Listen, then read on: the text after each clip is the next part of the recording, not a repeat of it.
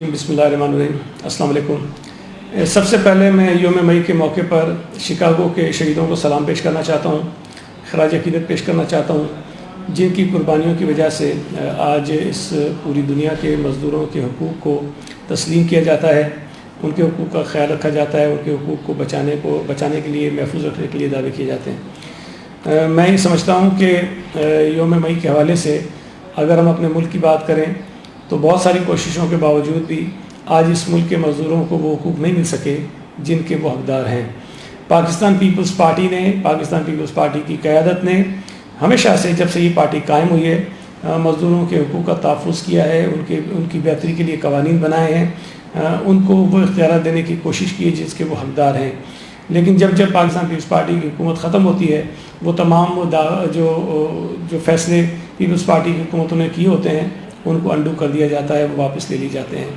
اس ملک میں trade unions کی بحالی کا کام ہو، مزدوروں کو بہتر قوانین کے ذریعے بااختیار بنانے کی بات ہو، تو پیپلز پارٹی کے علاوہ کسی نے کچھ نہیں کیا۔ میں اگر ابھی آپ کو مثال دوں کہ صوبہ سندھ میں جب سے پیپلز پارٹی صوبائی حکومت میں آئی ہے، ہم نے 18ویں ترمیم کے بعد 16 نئے قوانین مزدوروں کی فلاح اور بہتری کے لیے بنائے ہیں، اور ان 16 نئے قوانین میں 3 تو ایسی چیزیں منفرد ہیں جو شاید اس پورے ملک میں کہیں نہیں، اور ایک تو قانون ایسا بھی ہے جو شاید کئی ممالک میں بھی نہیں ہوگا۔ ہمارے پاس یہ واحد صوبہ ہے پاکستان کا جہاں پر ایگریکلچر سیکٹر میں مزدوروں کو یونینز بنانے کا حق ہے، اور یہاں یونینز رجسٹر ہونا شروع ہو گئی ہیں۔ یہ واحد صوبہ ہے جہاں پر جو وومن ایگریکلچر ورکرز ہیں ان کے حقوق کے تحفظ کے لیے یہاں پر قانون ہم نے بنایا ہے، اور یہ واحد صوبہ ہے جہاں پر ہم نے ہوم بیسڈ ورکرز کے لیے ایک قانون بنایا ہے۔ تو پیپلز پارٹی مزدوروں کے حقوق کے تحفظ کے لیے، ان کی عزت و وقار کی بحالی کے لیے سب سے آگے ہے۔ میں یہ سمجھتا ہوں کہ اس وقت جب ہم لاک ڈاؤن کا سامنا کر رہے ہیں، جب پوری دنیا کو کرونا وائرس کا سامنا ہے، اس کی وجہ سے جو سب سے زیادہ متاثر ہونے والا طبقہ ہے وہ بھی مزدور طبقہ ہے۔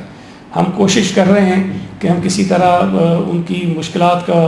میں کمی لا سکیں، اس کا کوئی ازالہ کر سکیں، لیکن صوبائی حکومت کے پاس محدود وسائل کے ہوتے ہوئے ہم شاید بہت ساری چیزیں نہیں کر پا رہے ہیں۔ میں وفاقی حکومت سے مطالبہ کرتا ہوں کہ یوم مئی کے حوالے سے، یوم مئی کے موقع پر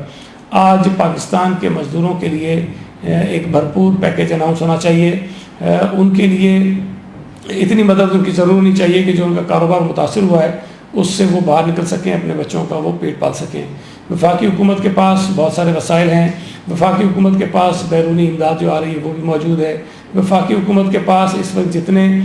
ترقیاتی فنڈ سے جو کام روک دیے گئے ہیں وہ پیسہ ٹرانسفر ہو سکتا ہے مزدوروں کی بھلائی کے لیے۔ وفاقی حکومت کے پاس اس وقت دنیا میں پیٹرول کی جو قیمتیں گری ہیں، اور جو تھوڑا بہت انہوں نے ریلیف عوام کو منتقل کیا ہے، لیکن بہت سارا اپنے پاس رکھا ہے، وہاں سے فنڈز ٹرانسفر ہو سکتے ہیں مزدوروں کی بھلائی کے لیے، تو وہ سارے ہونے چاہیے۔ آج اس موقع پر میں اس بات کی بھی مذمت کرتا ہوں کہ پی آئی اے میں